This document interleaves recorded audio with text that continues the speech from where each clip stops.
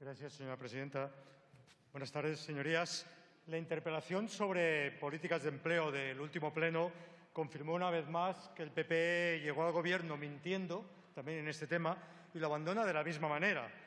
Lo que fueron promesas de creación de empleo se convirtieron primero en un incentivo a la destrucción masiva de puestos de trabajo y ahora en la precarización del empleo que se está creando.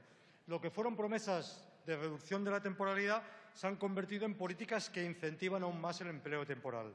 Tenemos además la generalización del empleo a tiempo parcial, que castiga especialmente a las mujeres y que se ha convertido, además de un mecanismo de precarización, en una herramienta de políticas patriarcales de una derecha machista hasta el tuétano, que quiere a la mujer en una determinada posición de subalternidad en el centro de trabajo y en la vida.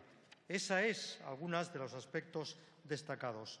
Las promesas de empleo para los jóvenes se han convertido en campañas de marketing que, como determinados platos de determinados restaurantes, ocupan más espacio el nombre del plato que el plato propiamente dicho. No hay nada después.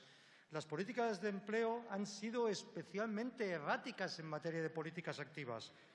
Deterioro grave de los servicios públicos de empleo, con reducción de las plantillas del SEPE y políticas de centralización, de castigo a las comunidades autónomas, literalmente. Privatización de los servicios públicos de empleo, que desgraciadamente comenzaron con su legalización a partir de la reforma laboral de Zapatero del 2010, pero que se han puesto en marcha especialmente en beneficio de agencias privadas de colocación y de las ETTs durante esta legislatura. La ministra Báñez, además, ha pasado de criticar y rechazar los incentivos a la contratación, recuerden, el 8 de marzo del 2012, cuando presentó la reforma laboral, ha pasado de criticarlos como una manera de distribuir mal los recursos y de tirar el dinero a distribuir bonificaciones cada vez que necesitaba poner en marcha una campaña electoral o alguna campaña de marketing para hacer ver que hacía alguna cosa. En esta legislatura se ha pasado de las bonificaciones a cargo de los presupuestos del Servicio Público de Empleo a las exenciones de cotizaciones con todo tipo de tarifas plana. Por cierto, eso es la evidencia de que el Partido Popular y el Gobierno pagan sus campañas de autobombo a costa del dinero de los pensionistas actuales y de los futuros, y así ya se puede gastar. El autoemprendimiento en manos del Partido Popular ha sido una manera de convertir a los autónomos en autoexplotadores de sí mismos, insertados en una cadena de subcontratación absolutamente precarizadora. Y la más salvaje de las políticas del PP en materia de empleo es la que afecta a las prestaciones de desempleo. Ya ha dicho el señor Simancas, solo 58 de cada 100 personas paradas reciben en estos momentos prestación y más de la mitad solo asistencial.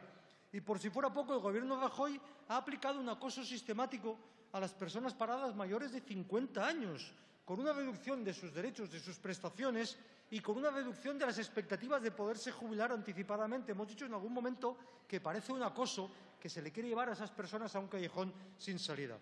Pero lo más grave de esta legislatura ha sido el oportunismo con que se ha comportado el Gobierno. Ha aprovechado la crisis para imponer disciplina laboral y salarial, para desequilibrar las relaciones laborales en beneficio del capital y en detrimento de los trabajadores.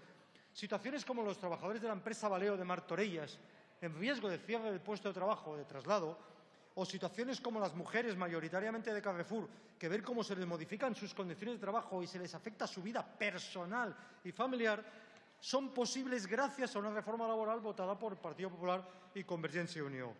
Un deterioro hasta extremos absolutos de la capacidad de negociación colectiva para regular las condiciones de trabajo tiene mucho que ver con esa voluntad de deteriorar, de desequilibrar las relaciones laborales, que es la política del Partido Popular. Por eso nuestro grupo comparte la opinión de las organizaciones sindicales y de algunos grupos de esta Cámara, Grupo Socialista, Izquierda Plural, sin duda, de que es imprescindible que la próxima legislatura se inicie claramente con un proceso de marcha atrás de la reforma laboral. Aunque sería bueno que nos pusiéramos todos de acuerdo qué significa eso. Y nuestro grupo quiere dejar bien claro que eso significa no solo derogar la reforma laboral del 2012, sino también una buena parte de la reforma laboral del año 2010, en el que el Gobierno Zapatero, por las cosas que pasaron en su momento, dedicó a hacer de sherpa y poner la reforma laboral en el último escalón, en el campamento de ataque. Eso también tiene que reformarse.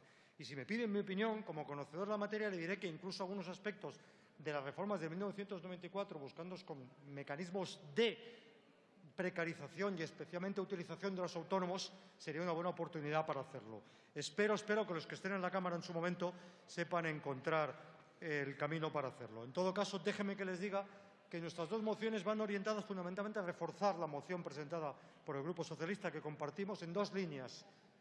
Echar hacia atrás, más que echar hacia atrás, condicionar, impedir la privatización de los servicios públicos de empleo, que no quiere decir impedir la colaboración con entidades externas, siempre y cuando sean sin ánimo de lucro.